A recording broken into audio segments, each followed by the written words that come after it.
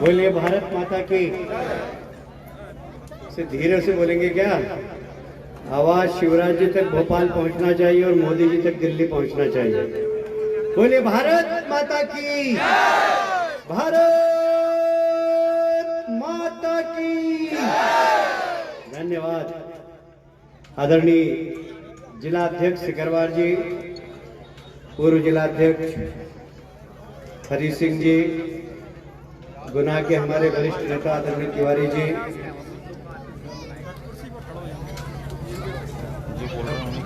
गोपीलाल जाटव जी, हमारे माननीय विधायक महोदय, श्रीमती ममता जी, राजेंद्र सलूजा जी, हमारे पुराने साथी पन्नालाल साखी जी, श्री किरार जी, हरि सिंह यादव जी, मंच पर उपस्थित आलोक जी, मोहन जी, यहाँ उपस्थित इतने विलंब से आने के बाद भी इतनी बड़ी संख्या में उपस्थित कार्यकर्ता बंधुओं, मातृशक्ति को दोनों हाथ जोड़ के प्रणाम करता हूँ, अभिनंदन करता हूँ। मैं सोच रहा था कि मैं बहुत लेट हो गया, लगता माइक वाले और टेंट वाले ही मिलेंगे, सब कार्यकर्ता जा चुके होंगे, पर इतने विलंब से आने के बाद भी आप इतनी बड़ी संख्या में उपस्थित है, इसका मतलब है कि आपका भारतीय जनता पार्टी से प्रेम है और यहाँ के उम्मीदवार हजारों वोट से जीतेंगे, ये आपकी उपस्थिति दर्ज कराती है। मुझे बहुत प्रसन्नता है कि हमारे देश के प्रधानमंत्री नरेंद्र मोदी जी और हमारे लोकप्रिय मुख्यमंत्री शिवराज जी यदि किसी के बारे में सोचते हैं तो वो गरीब के बारे में सोचते हैं, आदिवासी भाइयों के बारे में सोचते हैं, पिछड़े वर्ग के लोगों के विकास के बारे में सोचते हैं। भाई पीछे बात मत करो, नीचे उतर जाओ, नीचे उतर जाओ। ये हमारे लिए बहुत सौभाग्य की बात है, हमारे नेता ऐसे हैं। मैं याद करना चाहता हूं आपको, 2014 में लोकसभा के चुनाव हुए थे, एनडीए ने अपना नेता नरेंद्र मोदी जी को चुना था और नरेंद्र मोदी जी सबसे पहले जब लोकसभा की सीढ़ी पर चढ़ने गए थे तो आपको याद होगा कि उन्होंने अपना माथा लोकसभा की सीढ़ी पर पहले टेका था। याद है कि नहीं याद है? देखा था आपने टीवी पे। उन्होंने कहा था कि ये लोकसभा इस देश की सबसे बड़ी पंचायत है और इस पंचायत पे मैं माथा टेक कर इसलिए आया हूं कि मैं इस देश की जनता को विश्वास दिलाना चाहता हूं कि नरेंद्र मोदी की सरकार गरीबों की सरकार होगी, नरेंद्र मोदी की सरकार दलितों की सरकार होगी, नरेंद्र मोदी की सरकार आदिवासियों की सरकार होगी, नरेंद्र मोदी की सरकार पिछड़े वर्ग को सशक्तिकरण करने वाली सरकार होगी, नरेंद्र मोदी की सरकार बेरोजगार नौजवानों को रोजगार दिलाने वाली सरकार होगी, नरेंद्र मोदी की सरकार महिलाओं को सशक्तिकरण करने वाली सरकार होगी। ये उन्होंने विश्वास दिलाया। मुझे कहते हुए गर्व है कि इसी प्रकार की शपथ हमारे प्रदेश के मुख्यमंत्री शिवराज जी ने ली। हमारे देश का प्रधानमंत्री नरेंद्र मोदी किसी राजघराने में जन्म नहीं लिया उन्होंने, वो एक चाय वाले की बेटे, चाय की दुकान पर उनके पिताजी चाय बनाते थे और वो चाय बेचते थे। नरेंद्र मोदी जी की मां लोगों के घरों में काम करती थी, वो काम करने के बाद घर में जाकर लकड़ी के चूल्हे में अपने परिवार के लिए भोजन बनाते थे। जब नरेंद्र मोदी जी की मां लकड़ी के चूल्हे पर भोजन पकाती थी तो धुएं के कारण आंख में से आंसू निकलते थे। नरेंद्र मोदी ने जब ही सोचा था कि मैं कभी इस लायक बन गया तो मेरी मां तो क्या, देश की किसी भी मां के आंख में आंसू नहीं आने दूंगा। और मुझे कहते हुए ये गर्व है कि हमारे देश का प्रधानमंत्री नरेंद्र मोदी लाल किले की प्राचीर पर 15 अगस्त को जब झंडा वंदन करता है तो सबसे पहले उसे कुछ दिखाई देता है तो गांव दिखाई देते हैं, वहां हमारी माता बहनें दिखाई देती है जो लकड़ी के चूल्हे पर रोटी बनाती है।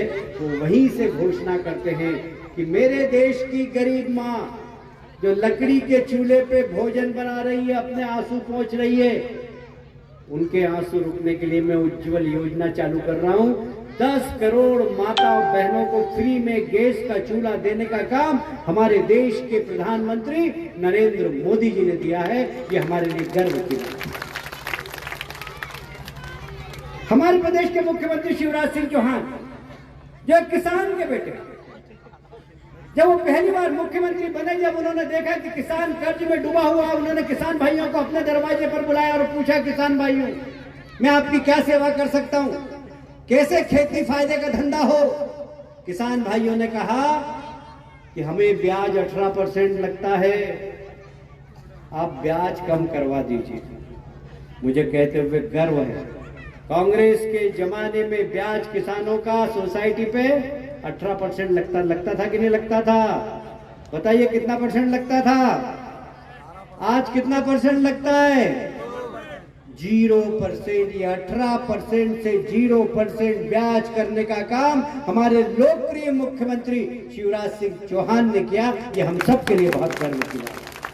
मैं पूछना चाहता हूं, कांग्रेस की सरकार थी, अर्जुन सिंह जी मुख्यमंत्री थे, मोतीलाल वोरा मुख्यमंत्री थे, दिग्विजय सिंह जी 10 साल तक मुख्यमंत्री थे। उन्हें कभी याद नहीं आया कि किसानों का कर्ज बढ़ रहा है, उनको कम ब्याज पर लोन की सुविधाएं कराई जाए?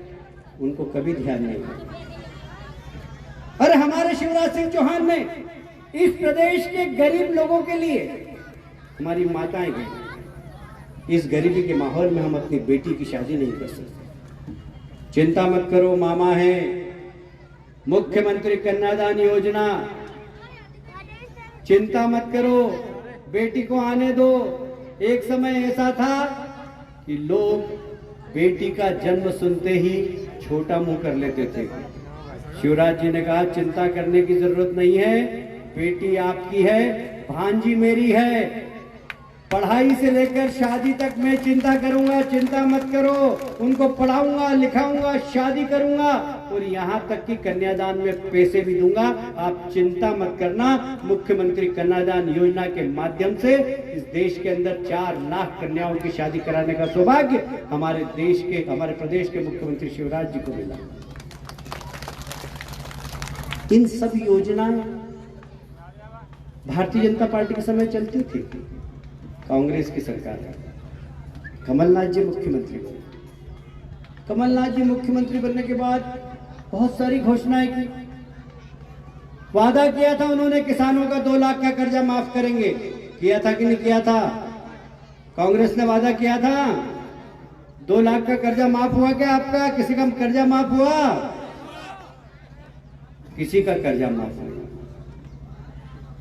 हमारे नौजवान यहाँ पर खड़े हुए युवा मोर्चे के कार्यकर्ता बहुत उत्साह के साथ नारे लगा रहे थे कि कौन आया, जिंदाबाद जिंदाबाद जिंदाबाद। ये नौजवानों को भी विश्वास दिलाया था कि चिंता मत करो, कमलनाथ मुख्यमंत्री बनेगा तो तुम्हारे खाते में बिना काम के 4000 रुपए आ जाएंगे। किसी के खाते में आएगा 4000 रुपए? कमलनाथ जी मैं पूछना चाहता हूं, आप सिंधिया जी को गद्दार कहते हैं, आप सिसोदिया जी को गद्दार कहते हैं। इस प्रदेश की जनता, इस प्रदेश के किसानों से 2 लाख का कर्ज माफ करने का वादा किसने किया था? किसने किया था कि बेरोजगार नौजवानों को हम 4000 रुपए भत्ता देंगे? किसने कहा था कि हम दूध उत्पादकों को 5 रुपए प्रति लीटर बोनस देंगे? यहां तक कि हमारे सेल्फ हेल्प ग्रुप की महिलाएं जो छोटा मोटा लेन देन करती, बोले तुम्हारा कर्ज भी माफ कर देंगे। हमारे शिक्षक गुरुजी सबको कह दिया हम स्थायी कर देंगे। ऐसे घोषणा करी जैसे भोलेनाथ करते हैं। लोगों ने विश्वास कर लिया कि भोलेनाथ है, पर उन्होंने ये समझ में नहीं आया कि ये भोलेनाथ नहीं है, ये कमलनाथ है, कपटनाथ है, धोखा दे रहे हैं प्रदेश की जनता को। मुख्यमंत्री बनने के बाद जनता की सेवा भूल गए। मैं याद दिलाना चाहता हूं, पिछले विधानसभा चुनाव में कांग्रेस की सभा होती थी। मैं जैसे आज हेलीकॉप्टर से आया वैसे हेलीकॉप्टर से घूमता था। हमारे दोनों चुन्नू और मुन्नू, कमलनाथ और दिग्विजय सिंह, ये चुन्नू मुन्नू, इनकी दोनों सभा होती थी। मैं देखता था हेलीकॉप्टर से, किसी सभा में 200 लोग, किसी सभा में 150 लोग इनकी सभा सुनने ही नहीं आते। सिंधिया जी की सभा में 1000 लोग, 2000 लोग, 5000 लोग। ये दोनों चुन्नू मुन्नू ने बड़ा दाव किया। इन्होंने एक वचन पत्र बनाया, वचन पत्र में कह दिया सिंधिया जी सब किसानों से वादा कर दो, 2 लाख रुपए कर्जा माफ कर देंगे, बेरोजगार नौजवानों को रोजगार देंगे, आदिवासियों को पट्टे देंगे, खूब सारी घोषणाएं। सिंधिया जी भी राजघराने के आदमी, उन्होंने भी घोषणा कर दी। इन दोनों चुन्नू मुन्नू ने वचन पत्र उनके हाथ में दे दिया। उनकी सभा में भीड़ आती थी, वो भी ऊंचे हाथ कर करके घोषणा करते थे कि चिंता मत करो, भारतीय जनता पार्टी को हराना है, कांग्रेस की सरकार लाना है, किसानों का कर्जा माफ कर देंगे, आदिवासी भाइयों को भूमि के पट्टे देंगे, फ्री में अनाज देंगे, बेरोजगार नौजवानों को रोजगार देंगे, नहीं तो रोजगार भत्ता देंगे। यहाँ तक कि उनके नेता राहुल गांधी जो दिल्ली से आते हैं, जिनको लोग कहते हैं पप्पू, वो बात ही ऐसी करते हैं। वो कहते हैं इधर से आलू डालो, इधर से सोना निकल जाएगा। उन्होंने भी भोपाल की मंदसौर की सभा में आके कहा कि अगर 8 दिन में किसान भाइयों का 2 लाख का कर्जा समाप्त नहीं हुआ तो मैं मुख्यमंत्री हटा दूंगा। सिंधिया जी खुश, बढ़िया है, 8 दिन के अंदर सारे किसानों का कर्जा माफ हो जाएगा। प्रदेश की जनता उनकी बात में आ गई, कांग्रेस को जिता दिया, कांग्रेस की सरकार बन गई, चुन्नू मुख्यमंत्री बन गए, मुख्यमंत्री निवास में चले गए। मुन्नू ने एक बंगला ले लिया और ट्रांसपोर्ट उद्योग खोल लिया। लाओ पैसे लाओ, ट्रांसफर कराओ, पैसे लाओ, ट्रांसफर कराओ, लाओ और ऑर्डर, लाओ और ऑर्डर होगा, लार्डर नाम सुना आपने, लाइन ऑर्डर। मुन्नू का ये काम था, लाओ ऑर्डर, लाओ ऑर्डर। मुन्नू इधर नोट गिन रहा है, चुन्नू उधर सेम हाउस से मस्ती छान रहा है। सिंधिया जी बेचारे भटक रहे सब दूर, लोग उनको पकड़ रहे कि भैया तुमने कहा था 2 लाख का कर्जा, मैं कराऊंगा, चिंता मत करो। वो कमलनाथ जी के पास जाए, कमलनाथ जी अरे हाँ हाँ करता हूँ। 8 दिन, 8 महीने, 1 साल निकल गया। फिर सिंधिया जी ने कहा, सिंधिया जी गए कमलनाथ जी के पास, कमलनाथ जी मैं सब दूर पूरे प्रदेश में घूमा, किसानों का कर्जा माफ नहीं कर रहे हो, नौजवानों को पैसा नहीं दे रहे हो, दूध उत्पादकों को 5 रुपए बोनस नहीं दे रहे हो, किसान आदिवासी भाइयों को पट्टा नहीं दे रहे हो, उनको फ्री में अनाज नहीं दे रहे हो, लोग मेरे को पकड़ रहे हैं, मजबूरी में मेरे को इनके साथ आंदोलन करना पड़ेगा। कमलनाथ जी अहंकार में थे, मुख्यमंत्री की कुर्सी में बैठे थे, पहली बार मुख्यमंत्री बने थे। हाँ जाओ, उतर जाओ जनता के बीच में। सिंधिया जी राजघराने के आ रहे, उनकी नसों में राजमाता का खून। स्वर्गीय राजमाता जी ने भारतीय जनता पार्टी के लिए बहुत काम किया। वो स्वाभिमानी व्यक्ति, जब उन्होंने कहा कि हाँ सड़क पे उतर जाओ, इधर से नरेंद्र मोदी की ट्रेन, एक्सप्रेस ट्रेन आ रही है, नरेंद्र मोदी की वो एक्सप्रेस ट्रेन जिन्होंने इस देश के अंदर ऐतिहासिक काम किए। हम नारे लगाते हैं, राम लला हम आएंगे, मंदिर वही बनाएंगे। ये मुन्नू है ना, दिग्विजय सिंह जी, ये कहते थे तारीख नहीं बताएंगे। अब तो बेटा तारीख भी बता दी, मंदिर का निर्माण भी चालू हो गया। ये नरेंद्र मोदी और अमित शाह जी की सरकार है। जय श्री राम। राम मंदिर भी बनेगा, 3 साल में बनकर तैयार हो जाएगा। दोनों चुन्नू और मुन्नू परिवार सहित जाना, वहां दर्शन करना, सारे पाप धुल जाएंगे तुम्हारे। ये नरेंद्र मोदी की सरकार ने कहा था धारा 370 हटाएंगे, जम्मू कश्मीर से आतंकवाद समाप्त करेंगे। लोग कहते थे अरे ये तो नारा लगाते, कभी धारा 370 हटा ही नहीं सकते, 35 से हटा ही नहीं सकते। नरेंद्र मोदी और अमित शाह जी की डिक्शनरी में असंभव शब्द कुछ भी नहीं है। कांग्रेस कहती थी असंभव है, धारा 370 हटी तो खून की नदियां बह जाएगी, धारा 370 हटी तो वहां पर एक भी तिरंगा हाथ में पकड़ने वाला व्यक्ति नहीं मिलेगा। नरेंद्र मोदी और अमित शाह जी ने लोकसभा में बिल रखा 370 साफ, 35A साफ। जम्मू कश्मीर में 15 अगस्त को सारी पंचायतों में तिरंगा लहराया, सारी पंचायतों में तिरंगा लहराया। ये नरेंद्र मोदी जी का राजनीतिक नेतृत्व है। आतंकवाद से हमारी सरकार वहां पर लड़ रही है। मित्रों, एक तरफ नरेंद्र मोदी जी का नेतृत्व, एक तरफ शिवराज जी का नेतृत्व है, एक तरफ कांग्रेस में पप्पू का नेतृत्व है, एक तरफ प्रदेश में कमलनाथ जी, दिग्विजय सिंह जी, चुन्नू मुन्नू का नेतृत्व है। चुन्नू मुन्नू ने बहुत वादे किए, हमने देखा है। शिवराज जी को भी 15 साल की सरकार को हमने देखा है, भारतीय जनता पार्टी की। प्रदेश में विकास हुआ है, किसानों के खेत में बिजली पहुंची है, 24 घंटे बिजली देने का काम भारतीय जनता पार्टी की सरकार ने किया। हमारे आदिवासी भाइयों के लिए मकान देने का काम, हमारे देश के प्रधानमंत्री ने संकल्प लिया कि इस देश के आजादी के 75 वर्ष जिस दिन हो जाएंगे पूरे, इस प्रदेश और देश के अंदर एक भी ऐसा गरीब नहीं रहेगा जिसके सर पर पक्की छत नहीं होगी। प्रधानमंत्री आवास योजना के माध्यम से सारे गरीबों को मकान देने का काम भारतीय जनता पार्टी की सरकार कर रही है। सरकार और सरकार में यह अंतर है कि भारतीय जनता पार्टी के नेता जो कहते हैं वो करते हैं। सिंधिया जी ने जब कांग्रेस छोड़ी, मोदी जी के साथ हो गए। आज मोदी जी के नेतृत्व में केंद्र में और शिवराज जी के नेतृत्व में प्रदेश में सिंधिया जी कंधे से कंधा मिलाकर काम कर रहे हैं। ये चुन्नू मुन्नू कहते हैं कि सिंधिया जी बिक गए। अरे चुन्नू मुन्नू, कमलनाथ जी और दिग्विजय सिंह जी, तुम दोनों की संपत्ति मिला लो, 1000 करोड़ से ज्यादा की नहीं होगी। सिंधिया जी का वो बंगला ही उससे ज्यादा कीमत का है, तुम उनकी बराबरी क्या करोगे यार? Bengal tiger, Bengal tiger. तुम सिंधिया जी के बिकने की बात कर रहे हो। मैं 40 साल से राजनीति में हूं मध्य प्रदेश की।